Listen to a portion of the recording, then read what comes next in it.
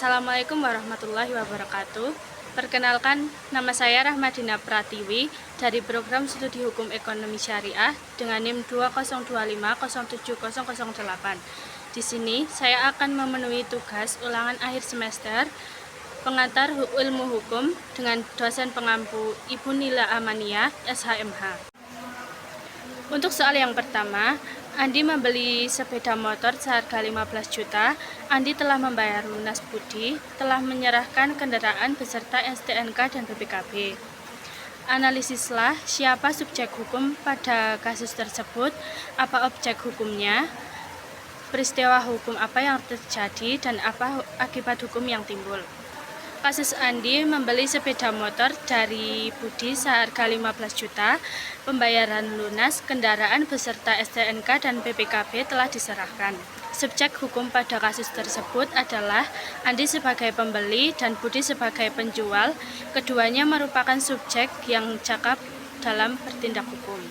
Objek hukum pada kasus ini adalah sepeda motor, dokumen kepemilikan berupa STNK dan BPKB yang memiliki nilai ekonomis yang dapat diperjualbelikan secara sah. Peristiwa hukum yang terjadi adalah perjanjian jual beli sebagaimana diupdate dalam pasal 1457 KUH Perdata. Akibat hukum pada peristiwa tersebut adalah hak milik sepeda motor berpindah kepada Budi dan Andi. Budi berhak menerima uang pembayaran dan Andi berhak penuh atas kendaraan dan dokumen. Perjanjian dinyatakan sah dan mengikat secara hukum.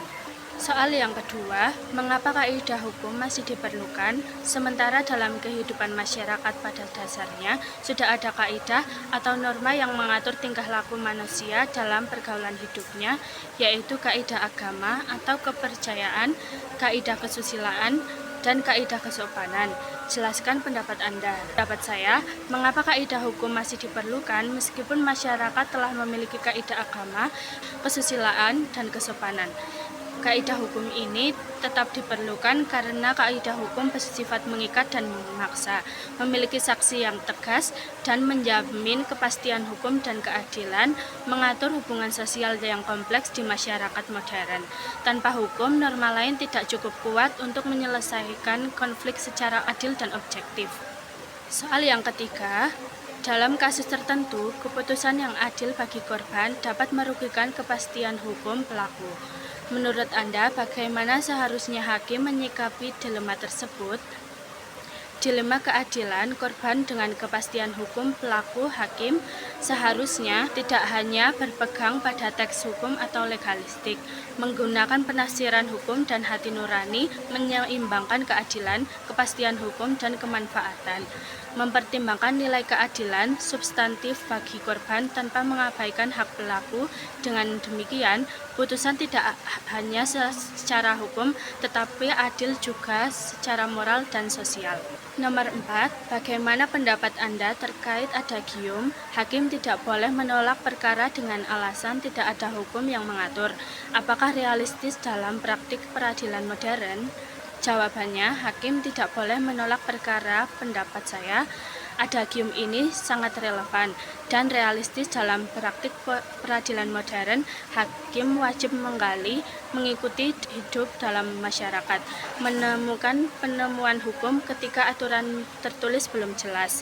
Tidak boleh menolak perkara demi menjamin keadilan bagi masyarakat. Soal nomor 5, bagaimana menurut Anda hubungan ideal antara keadilan, kepastian hukum, dan kemanfaatan hukum dalam praktik penegakan hukum di Indonesia? Hubungan keadilan, kepastian hukum, dan kemanfaatan hukum idealnya adalah seimbang, bukan saling meniadakan. Kepastian hukum lebih jelas dan konsisten. Keadilan sesuai rasa keadilan masyarakat, dan kemanfaatan memberi dampak positif bagi masyarakat. Penegakan hukum di Indonesia idealnya tidak kaku, namun tetap menjunjung nilai keadilan sosial. Soal yang terakhir, apakah Indonesia bisa menerapkan sistem peradilan juri? Apa keuntungan apabila Indonesia menerapkan sistem keadilan juri? berikan pendapat Anda. Pendapat saya tentang penerapan sistem keadilan juri di Indonesia. Indonesia belum sepenuhnya menerapkan sistem peradilan juri. Keuntungannya meningkatkan partisipasi masyarakat, putusan mencerminkan nilai sosial.